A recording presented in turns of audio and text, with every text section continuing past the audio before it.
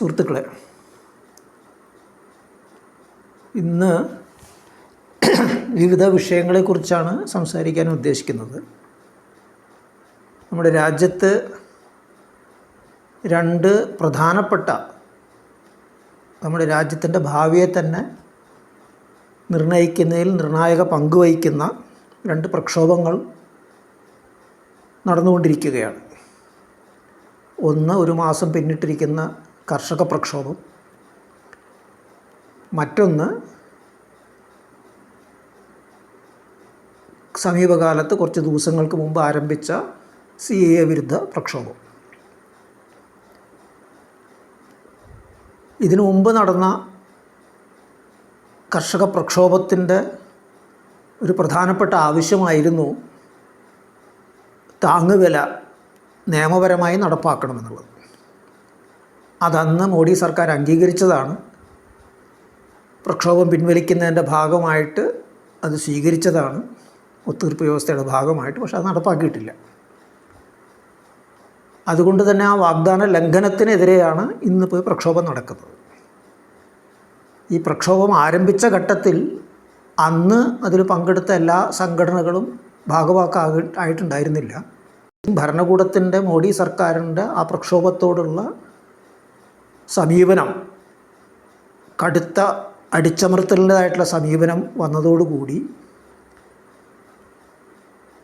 അടിത്തട്ടിലുള്ള അവരുടെ അണികളുടെ തന്നെ സമ്മർദ്ദം കൊണ്ടായിരിക്കണം വിട്ടുനിന്നിരുന്ന സംഘടനകളുടെ നേതൃത്വങ്ങളും ആ നിലപാടുകൾ മാറ്റുകയും ഈ പ്രക്ഷോഭത്തിൽ പങ്കാളികളാവുകയും ഡൽഹിയിൽ വച്ച് ഒരു വമ്പിച്ച കർഷക റാലി നടക്കുകയും ചെയ്തിട്ടുണ്ട്.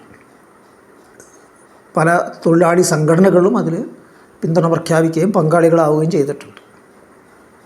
ആ റാലി തടയാനായിട്ട് ഔപചാരികമായിട്ട് അതിന് അനുവാദം കൊടുത്തെങ്കിലും അതിലേക്ക് ആൾക്കാർ, കർഷകരെത്തിച്ചേരുന്നത് തടയാനായിട്ട് മോഡി സർക്കാർ പരമാവധി ശ്രമിച്ചിട്ടുണ്ട്. തൊട്ട അടുത്തുള്ള സംസ്ഥാനങ്ങളിലൊക്കെ തന്നെ ഇന്നിപ്പോൾ BJP സർക്കാരുകളായതുകൊണ്ട് അവരെയൊക്കെ ഉപയോഗപ്പെടുത്തിക്കൊണ്ട് വരുന്ന, ആ സംസ്ഥാനങ്ങളിൽ നിന്ന് വരുന്ന കർഷകരുടെ വണ്ടികൾ പിടിച്ചിടുക, അവരെ തടഞ്ഞു വയ്ക്കുക, അങ്ങനെയുള്ള പല രീതികളും സ്വീകരിച്ചു നോക്കിയിട്ടുണ്ട്. അറിയാൻ കഴിഞ്ഞത് ആ മൈതാനത്ത് തന്നെ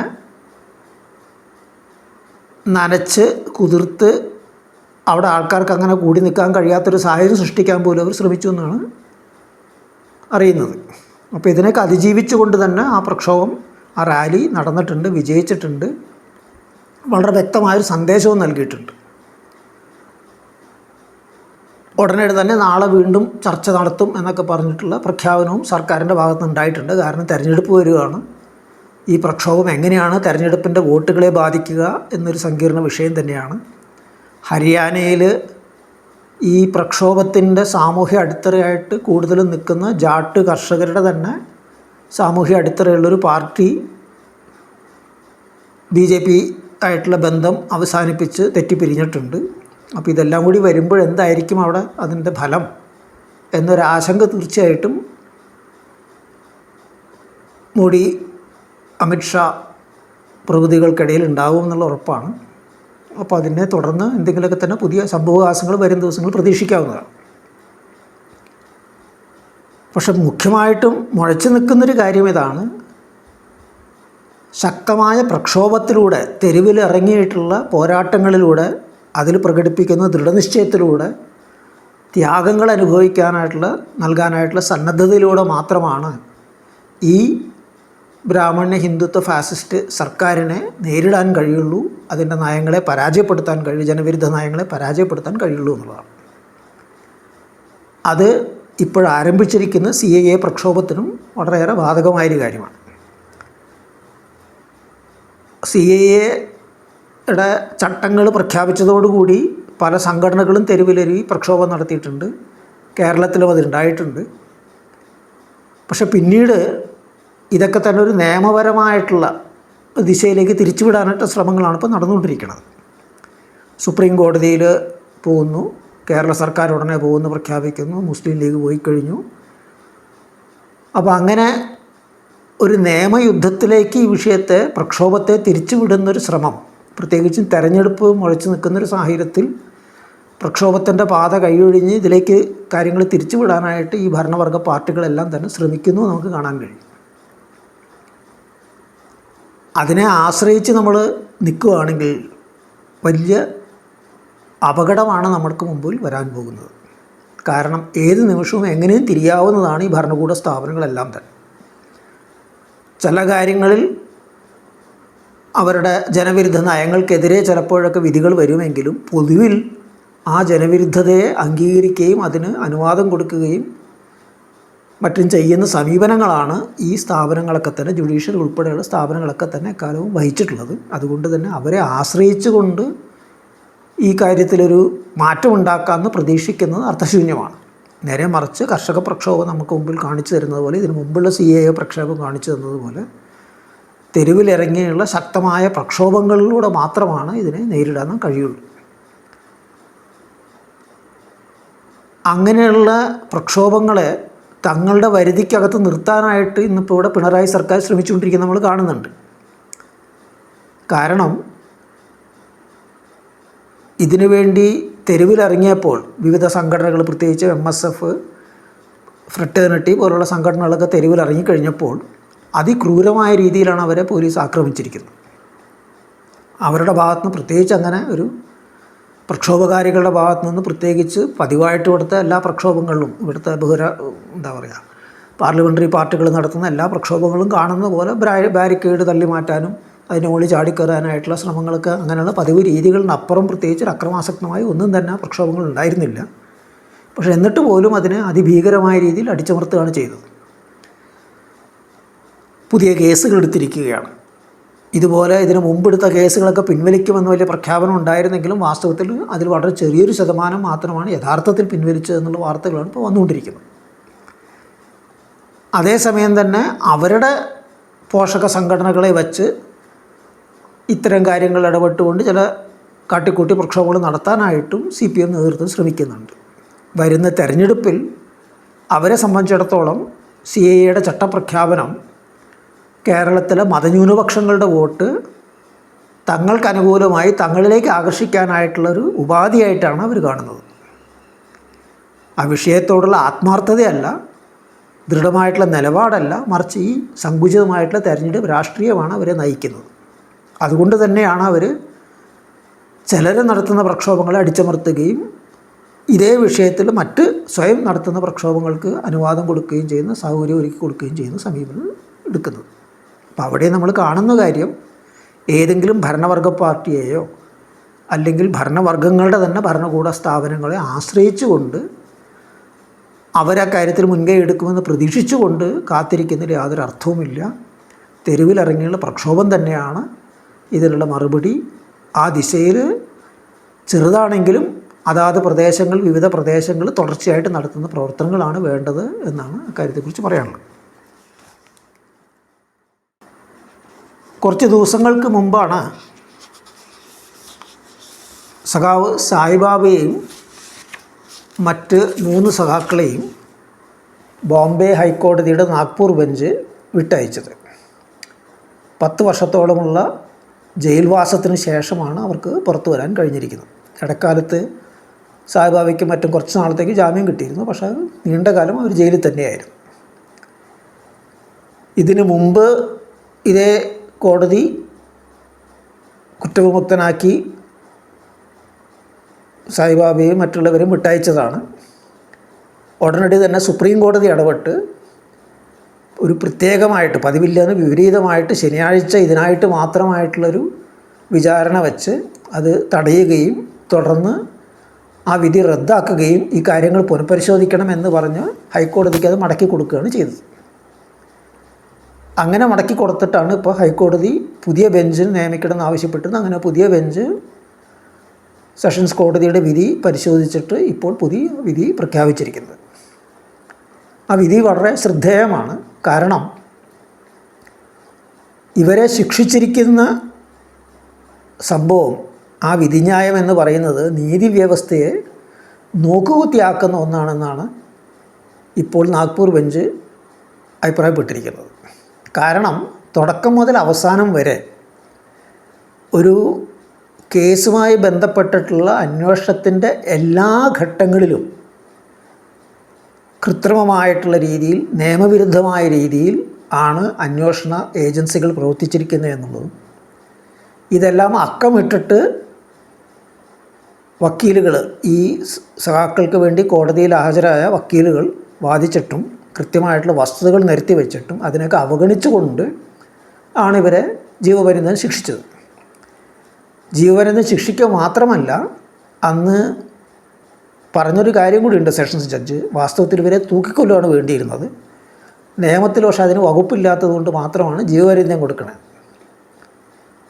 ആ വ്യക്തി ഉടനെ തന്നെ അതിന് സമ്മാനം കിട്ടി. ആ ജഡ്ജിയായിരുന്ന വ്യക്തിക്ക് അയാളെ മഹാരാഷ്ട്രയിലെ ഡയറക്ടർ ഓഫ് പ്രോസിക്യൂഷൻസായിട്ട് നിയമിക്കുകയും ചെയ്തു. ഇപ്പോഴും ആ സ്ഥാനത്താണ് അയാൾ ഇരിക്കുന്നത്. അയാളുടെ വലിയൊരു മേന്മയായിട്ട് കൊട്ടി ഘോഷിക്കുന്നത് ക്ലാസ്സുകളിലും മറ്റൊക്കെ അയാൾ പങ്കെടുക്കുന്നുണ്ട്. എങ്ങനെയാണ് വിധിന്യായങ്ങൾ എഴുതേണ്ടതെന്ന് ജഡ്ജിമാരെയും മറ്റും പഠിപ്പിക്കുന്ന പരിശീലന കളരികളിൽ ഇയാളെ പങ്കെടുപ്പിക്കുന്നുണ്ട്. അപ്പോൾ അവിടെയൊക്കെ അയാളുടെ മേന്മയായിട്ട് പറയുന്നത് ഈ സായിബാബ ഉൾപ്പെടെയുള്ള സഹാക്കളെ ശിക്ഷിച്ച കാര്യമാണ്. ആ വിധിയെക്കുറിച്ചും ആണ് ഇപ്പോൾ നാഗ്പൂർ ബെഞ്ച് ഇങ്ങനെ അഭിപ്രായപ്പെട്ടിരിക്കുന്നത്. അപ്പോൾ എത്രമാത്രം പരിഹാസ്യമാണ് ഇവിടുത്തെ നീതിന്യായ വ്യവസ്ഥ. എല്ലാ നിയമങ്ങളും നിലനിൽക്കുമ്പോൾ തന്നെ, എല്ലാ ചട്ടങ്ങളും നിലനിൽക്കുമ്പോൾ തന്നെ അതിനൊക്കെ കാറ്റിൽ പറത്തി വേണമെങ്കിൽ ഒരാളെ 10 വർഷമോ 15 വർഷമോ ജയിലിലടയ്ക്കാം. ശരിയാണ്, പിന്നെ വേറെ ഏതെങ്കിലും ഒരു ജഡ്ജി വന്നിട്ട് അവരെ വിട്ടാക്കിയെന്നും വരാം. പക്ഷേ ആ 15 വർഷം ജയിലിൽ കിടന്ന, അല്ലെങ്കിൽ 10 20 വർഷം ജയിലിൽ കിടന്നതിന് ആരാണ് സമാധാനം പറയുക? ഇതിപ്പോൾ വിചാരണ നടന്ന് ശിക്ഷിക്കപ്പെട്ടൊരു കാര്യമാണ്. ഇത്ര തന്നെ വർഷങ്ങൾ ഇനിയും വിചാരണ തുടങ്ങാതെ തടവിൽ കഴിയുന്ന ആൾക്കാരുണ്ട്. പ്രത്യേകിച്ച് നിരവധി മുസ്ലിം ചെറുപ്പക്കാർ ആ രീതിയിൽ തടവിൽ കഴിയുന്നുണ്ട്. അതുപോലെ തന്നെ ആദിവാസികൾ, ദളിതർ ഉൾപ്പെടെയുള്ള മാവോയിസ്റ്റ് പ്രസ്ഥാനമായിട്ട് ബന്ധപ്പെട്ടിട്ടുള്ള ധാരാളം സഹാക്കളും ഇതേപോലെ വിചാരണ പോലും തുടങ്ങാതെ 10 വർഷത്തിലധികമായിട്ടൊക്കെ ജയിലിൽ കിടക്കുന്നുണ്ട്. ശിക്ഷാ കാലാവധിയുടെ പകുതി വിചാരണ തടവുകാരനായിട്ട് ജയിലിൽ കഴിയേണ്ടി വന്നു കഴിഞ്ഞാൽ സ്വന്തം ജാമ്യത്തിൽ വിട്ടയക്കണമെന്നുള്ള വകുപ്പൊക്കെ ഉണ്ട്. പക്ഷേ UAPA പോലെയുള്ള നിയമങ്ങൾക്ക്, അല്ലെങ്കിൽ ആ തരം കുറ്റകൃത്യങ്ങളുടെ പേരിൽ തടവിലാക്കപ്പെട്ടവർക്ക് അത് ബാധകമല്ല എന്ന കൂട്ടത്തിൽ പറയുന്നുണ്ട്. അപ്പോൾ അതുകൊണ്ട് തന്നെയാണ് ഇവർക്കൊന്നും തന്നെ ആ നിയമത്തിന് ആനുകൂല്യം കിട്ടാത്തത്.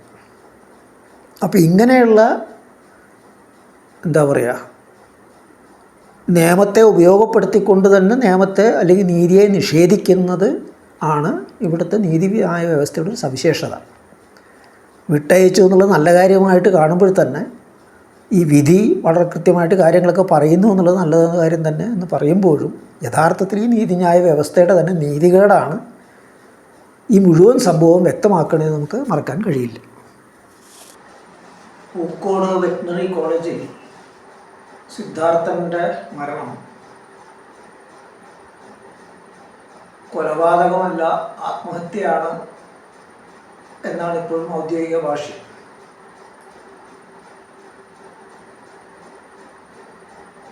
ആ മരണത്തിന് ഇടവരുത്തിയ സാഹചര്യം നോക്കുമ്പോൾ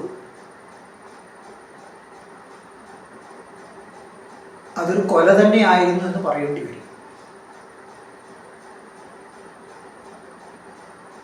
ആ താൻ നേരിടേണ്ടി വന്ന അപമാനത്തിൻ്റെയും ആക്രമണത്തിൻ്റെയും ഫലമായി മാനസികമായി തകർന്നിട്ട് സിദ്ധാർത്ഥൻ സ്വയം ചെയ്തൊരു പ്രവൃത്തിയാണെങ്കിലും അതിലേക്ക് ആ വിദ്യാർത്ഥി എത്തിച്ച സാഹചര്യത്തിനെ മാറ്റി നിർത്തിക്കൊണ്ട് അതിനെ വെറും ഒരു ആത്മഹത്യയായിട്ട് ഒരിക്കലും ചുരുക്കി കാണാൻ പറ്റില്ല. സാങ്കേതിക അർത്ഥത്തിൽ മാത്രമായിരിക്കും അതങ്ങനെ പറയാൻ പറ്റും. എല്ലാ അർത്ഥത്തിലും അതൊരു കൊല തന്നെയായിരുന്നു. ഒരു കൊല എന്ന നിലയ്ക്ക് തന്നെയാണ് അതിനെ വിലയിരുത്തേണ്ടതും അതിനോട് പ്രതികരിക്കേണ്ടതും. ഇവിടെ പ്രധാനമായിട്ടും വരുന്നൊരു പ്രശ്നം, ഇതിന് കാരണക്കാരനായിട്ടുള്ള വ്യക്തികളെല്ലാം തന്നെ ഒരു വിദ്യാർത്ഥി സംഘടനയുടെ പ്രവർത്തകരാണ്.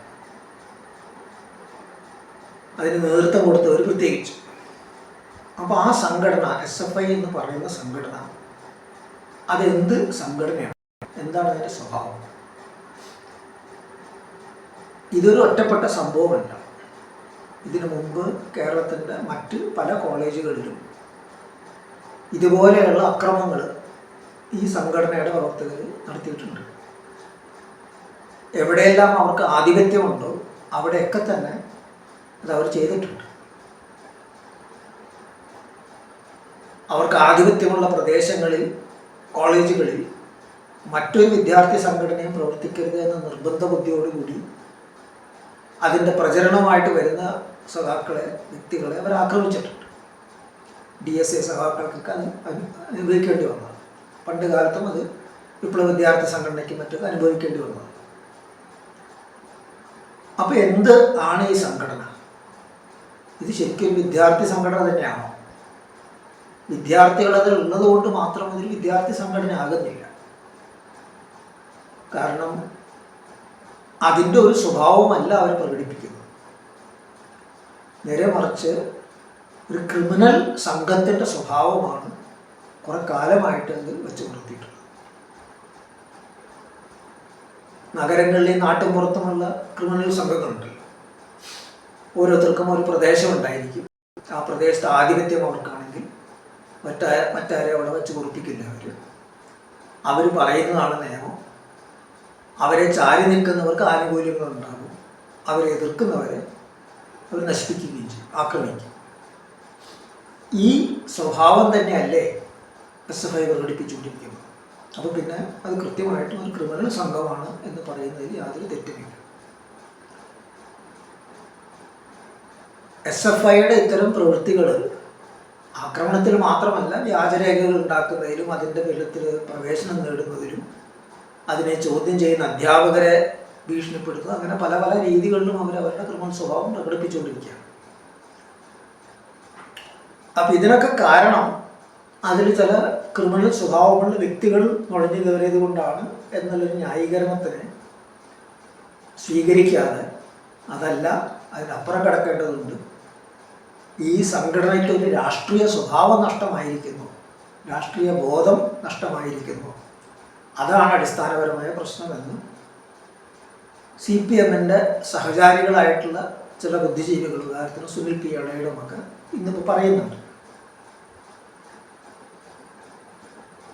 അത്രത്തോളം നല്ല കാര്യമാണെങ്കിലും ആ അഭിപ്രായ പ്രകടനം യഥാർത്ഥത്തിലൊരു തടിയൂരിലല്ലേ, രക്ഷപ്പെടലല്ലേ എന്ന് കൂടി ചിന്തിക്കേണ്ടതുണ്ട്. കാരണം ഈ സംഘടനയ്ക്ക് രാഷ്ട്രീയ ബോധമില്ലാതെ പോയതോ അല്ലെങ്കിൽ അതിൽ ഇടിവുണ്ടായതോ ആണ് പ്രശ്നമെങ്കിൽ അതെന്തുകൊണ്ട് സംഭവിച്ചു എന്നുള്ളൊരു ചോദ്യം അവിടെ നിൽക്കുന്നില്ല.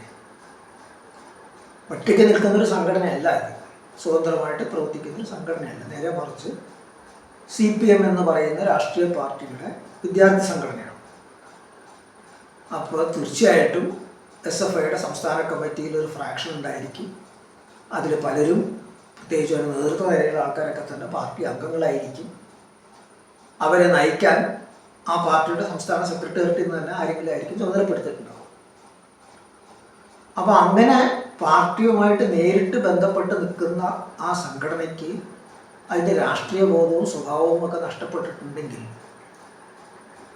CPMന് അതൊക്കെ നഷ്ടപ്പെട്ടു എന്നല്ലേ നമ്മളത് മനസ്സിലാക്കേണ്ടത്.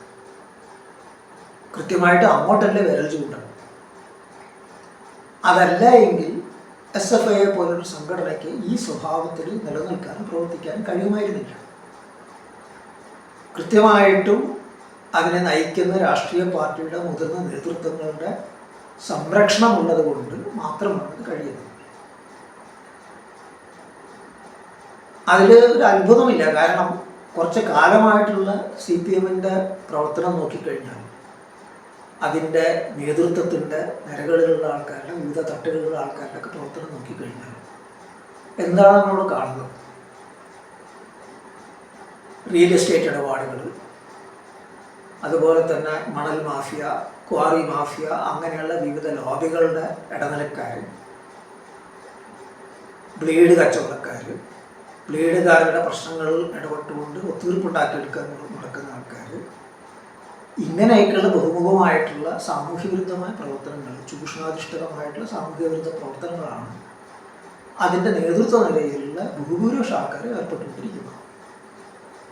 പ്രാദേശിക തലം മുതൽ സംസ്ഥാന തലം വരെ നമുക്ക് കാണാൻ കഴിയും. അപ്പോൾ അങ്ങനെയുള്ളൊരു സംഘടനയുടെ വിദ്യാർത്ഥി സംഘം ഇങ്ങനെ ആകുന്നതിൽ എന്ത് അത്ഭുതമാണുള്ളത്. കാരണം അവർ കാണുന്ന ഇതാണ്, അവരെ നയിക്കുന്ന നേതാക്കന്മാരെന്ന് പറയുന്നവരുടെ പ്രവൃത്തികൾ ഇതൊക്കെയാണ്, നമുക്ക് നേരിട്ട് അറിയുന്ന കാര്യമല്ല. മാത്രമല്ല തികഞ്ഞ അവസരവാദമാണ് അവരുടെ രാഷ്ട്രീയം എന്നവർക്ക് അനുഭവമുള്ളതാണ്. പ്രതിപക്ഷത്തിലിരിക്കുമ്പോൾ എതിർക്കുന്ന അതേ കാര്യങ്ങൾ തന്നെയാണ് ഭരണപക്ഷത്ത് വരുമ്പോൾ അവർ നടപ്പാക്കുന്നത്. അപ്പോൾ രാഷ്ട്രീയം എന്ന് പറയുന്നത് വോട്ട് ശേഖരിക്കലും തെരഞ്ഞെടുപ്പിൽ മത്സരിച്ച് അധികാരത്തിൽ വരുന്നതിൽ മാത്രമാണ്, അതിനപ്പുറം ഒരു രാഷ്ട്രീയമില്ല എന്ന് ഈ പരിശീലനമല്ലേ ഇത്തരം സംഘടനകൾക്ക് ലഭിച്ചുകൊണ്ടിരിക്കുന്നത്. അതുകൊണ്ട് തന്നെയാണ് ആ സംഘടനയുടെ ക്രിമിനൽ സ്വഭാവം, SFIയുടെ ക്രിമിനൽ സ്വഭാവത്തെക്കുറിച്ച് പറയുമ്പോൾ അത് CPM എന്നുള്ള സംഘടന എത്തിച്ചേർന്നിരിക്കുന്ന ഇവിടുത്തെ ഭരണവർഗത്തിൻ്റെ ഭാഗമായി, വെറും അതിൻ്റെ സേവകനായിട്ടുള്ള രാഷ്ട്രീയ നേതൃത്വം എന്നുള്ള എനിക്കല്ല, അതിൻ്റെ ഭാഗമായി അതിൻ്റെ ചൂഷണത്തിലൊക്കെ തന്നെ പങ്കാളിയായിക്കൊണ്ടിരിക്കുന്ന ഒരു വിഭാഗത്തിൻ്റെ നേർഫലമാണ് ഇത് എന്ന് നമുക്ക് മനസ്സിലാക്കേണ്ടി വരും. പിന്നെ ഒരു കാര്യം കൂടി പറയേണ്ടതുണ്ട്, ഇത് SFIയുടെ മാത്രം പ്രശ്നമല്ല. വിദ്യാർത്ഥി സംഘടന എന്ന് അവകാശപ്പെടുന്ന മറ്റുള്ളവരും, ഉദാഹരണത്തിന് ABVP, അവർക്ക് ആധിപത്യമുള്ള തിരുവനന്തപുരം MG കോളേജിൽ ഇതൊക്കെ തന്നെ അവസ്ഥ. മറ്റാരെ അവിടെ പ്രവേശിക്കാൻ അനുവദിക്കില്ല. അവർ ഇതേപോലുള്ള അക്രമങ്ങൾ തന്നെയാണ് അവരും ചെയ്തുകൊണ്ടിരിക്കുന്നത്. അപ്പോൾ ഓരോ കൂട്ടർക്കും എവിടെയാണോ തങ്ങൾക്ക് ആധിപത്യമുള്ളത്, ഞാൻ നേരത്തെ പറഞ്ഞു ക്രിമിനൽ സംഘങ്ങളെ, പ്രാദേശിക നാട്ടുപുറത്ത് നഗരത്തിലെ ക്രിമിനൽ സംഘങ്ങളെ പോലെ എവിടെയാണോ തങ്ങൾക്ക് ആധിപത്യമുള്ളത് അവിടുത്തെ രാജാവായി വാഴുക, അല്ലാത്തവരത്തിന് വച്ച് പൊറപ്പിക്കാതിരിക്കുക എന്ന് തന്നെയാണ് ഇവരൊക്കെ തന്നെ പാലിക്കുന്ന കാര്യം. മുൻപൊരു കാലത്ത് കേരളത്തിലുടനീളം KSUവിനാണ് പങ്ക് വഹിക്കാൻ കഴിഞ്ഞിരുന്നത്. അപ്പോൾ അത് ഞാനീ പറഞ്ഞതുപോലെ ഈ പറഞ്ഞ അതിൻ്റെ നേതൃത്വ സംഘടനകൾ, ഭരണവർഗ സംഘടനകളെ സംബന്ധിച്ചിടത്തോളം, പാർട്ടികളെ സംബന്ധിച്ചിടത്തോളം ആ പാർട്ടികളുടെ സ്വഭാവത്തിൽ നിന്ന് അനിവാര്യമായി വരുന്നൊരു കാര്യമാണ്. കാരണം വിദ്യാർത്ഥി സംഘടനകൾക്ക് രാഷ്ട്രീയ ബോധം ഉണ്ടാകണമെങ്കിൽ, ഒരു രാഷ്ട്രീയ സ്വഭാവം ഉണ്ടാകണമെങ്കിൽ അവർ സാമൂഹ്യ വിഷയങ്ങളിൽ ഇടപെടണം, സാമൂഹ്യ വിഷയങ്ങളോട് പ്രതികരിക്കണം. അങ്ങനെ ആകുമ്പോൾ മാത്രമാണ്, അത്തരം ഒരു പ്രവർത്തനത്തിൽ ഏർപ്പെടുമ്പോൾ മാത്രമാണ് അവർക്കൊരു രാഷ്ട്രീയ സ്വഭാവം ഉണ്ടാകും. പക്ഷെ അത് ചെയ്യണമെങ്കിൽ ഈ ഭരണവർഗത്തിൻ്റെ ഈ വ്യവസ്ഥയുടെയും ഭാഗമായി നിന്നുകൊണ്ട് അതിൻ്റെ എല്ലാ ആനുകൂല്യങ്ങളും നേടിക്കൊണ്ട് അതിൻ്റെ ചൂഷണത്തിൽ പങ്കാളിയായിക്കൊണ്ട് നിൽക്കുന്ന സംഘടനകളുടെ നേതൃത്വത്തിൽ ഒരിക്കലും കഴിയുന്നൊരു കാര്യമല്ല. അപ്പോൾ ആ രാഷ്ട്രീയത്തിൽ നിന്നിട്ടാണ്, അതൊരു രാഷ്ട്രീയം തന്നെയാണ്, ആ ഭരണവർഗങ്ങളെ സേവിക്കുന്ന രാഷ്ട്രീയം, ആ രാഷ്ട്രീയത്തിൽ നിന്നിട്ടാണ് ഈ ക്രിമിനൽ സ്വഭാവം വരുന്നത്. അതായത് വേർപെട്ടിട്ടല്ല. അപ്പോൾ രാഷ്ട്രീയ ബോധമില്ല നമ്മൾ പറയുമ്പോൾ കൃത്യമായിട്ടും സാമൂഹ്യ പ്രതിബദ്ധതയോടുകൂടി പ്രവർത്തിക്കുന്ന രാഷ്ട്രീയമില്ല എന്ന് മാത്രമേ അർത്ഥമാക്കുന്നു. അല്ലാതൊരു രാഷ്ട്രീയം അവർക്കുണ്ട്, ഭരണവർഗത്തെ സേവിക്കുന്ന രാഷ്ട്രീയം, അതിൻ്റെ ചൂഷണത്തിലും മറ്റൊക്കെ തന്നെ ശക്തി പകരുന്നത് രാഷ്ട്രീയം. കാരണം ഇപ്പം ഈ പൂക്കോട് കോളേജിൽ നടന്നിരിക്കുന്ന ആ പ്രവൃത്തി നോക്കുക. അവർ ഇതാദ്യമായിട്ട് സംഭവമല്ല, ഇതിനു മുമ്പ് വിചാരണ നടത്തിയിട്ടുണ്ട്, തീർപ്പ് കൽപ്പിച്ചിട്ടുണ്ട്, മർദ്ദിച്ചിട്ടുണ്ട്, മറ്റു കുറച്ച് എന്നൊക്കെ പറഞ്ഞ വാർത്തകൾ പുറത്തു കൊണ്ടുകൊണ്ടിരിക്കുകയാണ്. ഇങ്ങനെയുള്ള ആൾക്കാർക്ക് എങ്ങനെയാണ് ഒരു ജനാധിപത്യ അവകാശങ്ങൾക്ക് വേണ്ടി അല്ലെങ്കിൽ ജനാധിപത്യ ഫാസിസത്തിന് വിരുദ്ധമായിട്ടുള്ള പ്രവർത്തനങ്ങളിൽ പ്രവർത്തിക്കാൻ കഴിയുക? കൃത്യമായിട്ടൊരു ഫാസിസ്റ്റ് മനോഘടനയാണ് അവർ ഊട്ടി വളർത്തുന്നത്. അതിനൊരു ഇടത് മുഖമുണ്ടെന്നുള്ളത് മാത്രമേ ഉള്ളൂ, സോഷ്യൽ ഫാസിസമാണ്. അപ്പോൾ അങ്ങനെ സ്വയം ഫാസിസ്റ്റ് ആയിക്കൊണ്ട് എങ്ങനെയാണ് ഇപ്പുറത്ത് മറ്റൊരു ഫാസിസത്തെ, ബ്രാഹ്മണ ഹിന്ദുത്വ ഫാസിസത്തിന് ചെറുക്കാൻ കഴിയുക? കഴിയില്ലെന്ന് മാത്രമല്ല, അവർക്ക് ആധിപത്യം കിട്ടിക്കഴിഞ്ഞാൽ, ചോദ്യം ചെയ്യാൻ പറ്റാത്ത രീതിയിലൊരു ആധിപത്യം അവർക്ക് കിട്ടിക്കഴിഞ്ഞാൽ ഇതിൽ നല്ലൊരു പങ്കും അതിൻ്റെ ഭാഗമായിട്ട് മാറുകയും ചെയ്യും, ഒരു ബുദ്ധിമുട്ടുമില്ല. കാരണം അതാണ് അവർ പരിശീലിച്ചിരിക്കുന്നത്. വ്യത്യസ്തമായൊരു കാര്യം അവർക്ക് അനുഭവത്തിലില്ല, വ്യത്യസ്തമായൊരു കാര്യത്തെക്കുറിച്ച് ചിന്തിച്ചിട്ടില്ല, അവരെ ചിന്തിക്കാൻ അനുവദിച്ചിട്ടില്ല, പ്രേരിപ്പിച്ചിട്ടില്ല. അപ്പോൾ അതുകൊണ്ട് തന്നെ ഒരു രാഷ്ട്രീയമാണത്. രാഷ്ട്രീയം തീരെ ഇല്ലാത്തതല്ല, പക്ഷേ രാഷ്ട്രീയമാണ്, ഭരണവർഗത്തെ സേവിക്കുന്നത് രാഷ്ട്രീയമാണ്. അതാണ് അതിൻ്റെ ഏറ്റവും വലിയ അപകടം. കാരണം ഒരു ഇടത് മുഖംമൂടി അണിഞ്ഞിട്ടാണ് നിൽക്കുന്നത്. അപ്പോൾ ആ സോഷ്യൽ ഫാസിസത്തിൻ്റെ ഒരു തുടർ പ്രവർത്തനം തന്നെയാണ് നമ്മളവിടെ കണ്ടതെന്നാണ് തിരിച്ചറിയേണ്ടത്. ആ നിലയ്ക്ക് തന്നെയാണ് അതിന് ചെറുക്കേണ്ടത്. ഇന്ത്യ ഒരു വൻശക്തിയായിട്ട് മാറിക്കൊണ്ടിരിക്കുകയാണ്. ഇന്ത്യൻ സമ്പദ്ഘടന ആണ് ലോകത്തിൽ വളർച്ചയുള്ള ചുരുക്കം ചില സമ്പദ്ഘടനകളൊന്നും. വളർച്ചാ നിരക്കിൽ അത് മുൻപന്തിയിലാണ്. കുറച്ച് വർഷങ്ങൾക്കുള്ളിൽ അത് ലോക സമ്പദ്ഘടനയിൽ ലോക സാമ്പത്തിക ശക്തികളിൽ 2ാം സ്ഥാനത്തെങ്കിലും എത്തും എന്നൊക്കെയുള്ള അവകാശവാദങ്ങൾ മോഡി നിരന്തരമായി നടത്തിക്കൊണ്ടിരിക്കുന്നുണ്ട്. അപ്പം ഇതിൻ്റെ യാഥാർത്ഥ്യം, വാസ്തവം മനസ്സിലാക്കി തരുന്ന ചില സർവേ റിപ്പോർട്ടുകൾ അടുത്തിടയ്ക്ക് വന്നിട്ടുണ്ട്. തങ്ങൾക്ക് അനുകൂലമായ ചില സർവേ റിപ്പോർട്ടുകൾ വലിയ കൊട്ടിഘോഷിച്ചുകൊണ്ട് ഇറക്കുകയും അല്ലാത്തവ ഒതുക്കുകയും മറ്റും ചെയ്യുന്നത് ഇവരുടെ ഒരു പതിവാണ്. ഉദാഹരണത്തിന് തൊഴിൽ ശക്തിയുടെ പങ്കാളിത്ത നിരക്ക് വർദ്ധിച്ചിട്ടുണ്ട് എന്ന് സമീപകാലത്തിലൊരു പഠനം ചൂണ്ടിക്കാണിച്ചു. തൊഴിൽ ശക്തിയുടെ പങ്കാളിത്തം എന്ന് പറയുന്നത് പണിയെടുക്കാൻ കഴിയുന്നവരിൽ എത്ര പേരാണ് പണിയെടുക്കുന്നത്. അപ്പോൾ അതാണ് ഈ തൊഴിൽ ശക്തിയുടെ പങ്കാളിത്ത നിരക്ക് എന്ന് പറഞ്ഞത്. അത് വർദ്ധിച്ചിട്ടുണ്ട് എന്നുള്ളതാണ് പറയുന്നത്. അപ്പോൾ അത് തങ്ങളുടെ നയങ്ങളുടെ അനുകൂല ഫലമായിട്ട്, വിജയമായിട്ടാണ് ഇവർ കൊട്ടിഘോഷിക്കുക. പക്ഷെ ആ കണക്കുകളെ സൂക്ഷ്മമായി പരിശോധിക്കുമ്പോൾ കാണുന്നത് എന്താണ്? ഇങ്ങനെ പണിയെടുക്കുന്നവരിൽ 90% അനൗപചാരിക മേഖലയിലാണ് പണിയെടുക്കുന്നത്. ദിവസക്കൂലിക്കാർ, പണിക്കാർ, അതുപോലെ ഉന്തുവണ്ടി കച്ചവടക്കാർ, പെട്ടിക്കട കച്ചവടക്കാർ, പിന്നെ സ്വന്തം കടയെ നടത്തുന്ന ആൾക്കാർ, അങ്ങനെയുള്ള ചില്ലറ പണികളിൽ ഏർപ്പെടുന്നവരാണ് ഇതിൽ 90%. പണിയെടുക്കുന്ന ശക്തിയിൽ 90%.